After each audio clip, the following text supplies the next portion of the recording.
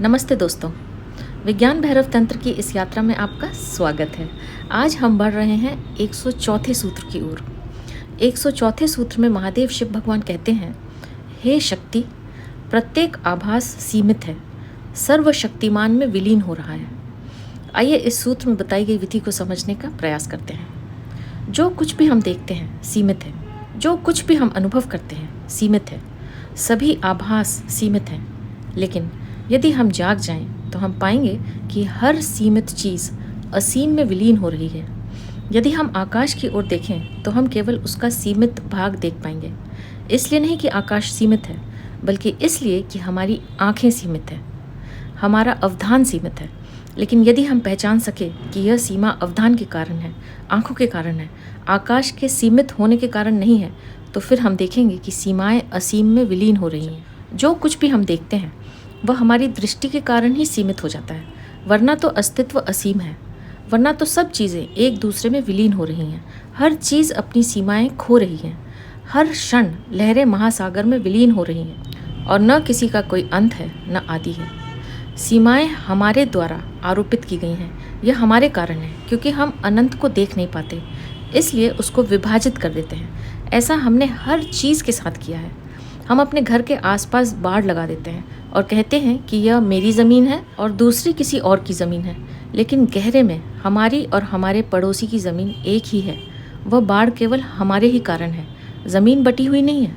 पड़ोसी और हम अगर बटे हुए हैं तो वो है अपने अपने मन के कारण। देश बटे हुए हैं हमारे मन के कारण। कहीं भारत समाप्त होता है और पाकिस्तान शुरू होता है, लेकिन जहाँ अब पाकिस्तान है, कुछ वर्षों पहले वहाँ भारत था। उस समय भारत पाकिस्तान की आज की सीमाओं तक फैला हुआ था, लेकिन अब पाकिस्तान बट गया, सीमा आ गई, लेकिन ज़मीन वही की वही है।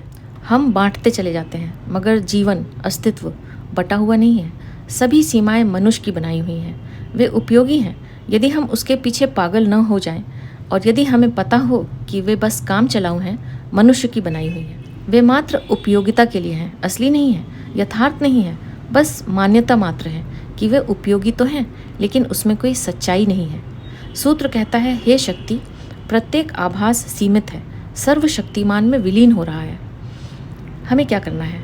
यहाँ दो बातें स्मरण रखनी है। पहली बात, हम जब भी कुछ सीमित देखें तो हमें याद रखना है कि सीमा के पार वह विलीन हो रहा है, सीमा तिरोहित हो रही है। हमेशा पार और पार देखना है। इसे हम एक ध्यान बना सकते हैं। किसी वृक्ष के नीचे बैठ जाना है और देखना है, और जो भी हमारी दृष्टि में आए उसके पार जाना है और पार चले जाना है, कहीं भी रुकना नहीं है। बस यह खोजना है कि यह वृक्ष कहाँ समाप्त हो रहा है। हम पाएंगे कि यह वृक्ष, बगीचे में यह छोटा सा वृक्ष पूरा अस्तित्व अपने में समाहित किए हुए है। हर क्षण यह अस्तित्व में विलीन हो रहा है।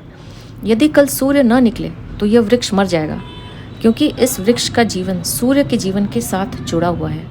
उनके बीच दूरी है, बहुत बड़ी दूरी है। सूर्य की किरणों को पृथ्वी तक पहुंचने में समय लगता है, 10 मिनट लगते हैं। 10 मिनट बहुत लंबा समय होता है, क्योंकि प्रकाश बहुत तेज गति से चलता है।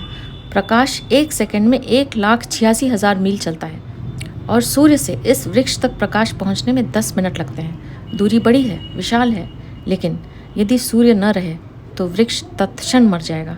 वे दोनों एक साथ हैं। वृक्ष हर क्षण सूर्य में विलीन हो रहा है, और सूर्य हर क्षण वृक्ष में विलीन हो रहा है। हर क्षण सूर्य वृक्ष में प्रवेश कर रहा है, उसे जीवंत कर रहा है। दूसरी बात, जिसका अभी विज्ञान को ज्ञान नहीं है, लेकिन धर्म कहता है कि एक और घटना घट रही है। प्रति संवेदन के बिना जीवन में कुछ भी नहीं रह सकता। जीवन में सदा एक दूसरे के प्रति संवेदन होता है और ऊर्जा बराबर हो जाती है। वृक्ष भी सूर्य को जीवन दे रहा होगा, वे एक ही हैं। जहाँ भी हम देखें उसके पार देखना है, और कहीं भी रुकना नहीं है, देखते जाना है, देखते ही जाना है। कब तक? जब तक हम अपने सारे सीमित आकार न खो बैठें। तब अचानक हम प्रकाशमान हो जाएंगे। पूरा अस्तित्व एक है, और वह एकता ही लक्ष्य है। अचानक मन आकार से, सीमा से, परिधि से थक जाता है, और जैसे जैसे हम पार जाने के प्रयत्न में लगे रहते हैं, पार और पार चले जाते हैं, मन छूट जाता है। अचानक मन गिर जाता है, और हम अस्तित्व को विराट अद्वैत की तरह देखते हैं। हमें दिखता है कि सब कुछ एक दूसरे में समाहित हो रहा है, सब कुछ एक दूसरे में परिवर्तित हो रहा है। सूत्र कहता है, हे शक्ति, प्रत्येक आभास सीमित है, सर्वशक्तिमान में विलीन हो रहा है। इस विधि के प्रयोग के लिए हमें बैठ जाना है, 1 घंटे के लिए बैठ जाना है, इसे करके देखना है। कहीं कोई सीमा बिना बनाए, जो भी सीमा हो उसके पार खोजने का प्रयास करना है और आगे चले जाना है। जल्दी ही मन थक जाता है, क्योंकि मन असीम के साथ नहीं चल सकता। मन केवल सीमित से ही जुड़ सकता है, असीम के साथ मन नहीं जुड़ सकता। मन ऊब जाता है, थक जाता है। मन कहता है बहुत हुआ, अब बस करो। लेकिन हमें रुकना नहीं है, चलते जाना है, चलते जाना है। एक क्षण आएगा जब मन पीछे छूट जाता है और केवल चेतना बचती है। उस क्षण हमें अखंडता का, अद्वैत का ज्ञान होगा। यही लक्ष्य है। यह चेतना का सर्वोच्च शिखर है और मनुष्य के मन के लिए यह परम आनंद है, गहनतम समाधि है। तो यह था 104वां सूत्र। आप भी इस सूत्र में बताई गई विधि का प्रयोग अवश्य कीजिए और देखिए कि आपको कैसा अनुभव होता है। अब मैं आपसे आज्ञा लूँगी। आपका बहुत बहुत धन्यवाद।